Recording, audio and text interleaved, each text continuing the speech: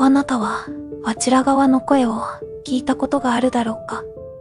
斎藤窓、新時代のストーリーテラー、未知なる恐怖の向こう側に佇む観察者、解剖、幽霊、密室。日常の裏側に潜む、異界の論に、知性と恐怖が交差する瞬間、未知と知性のせめぎ合い、人知を超えた存在の本当の名を探る旅、ジャンルの枠を軽々と飛び越える。私は読み終えた後、夜中に天井を見上げてしまった。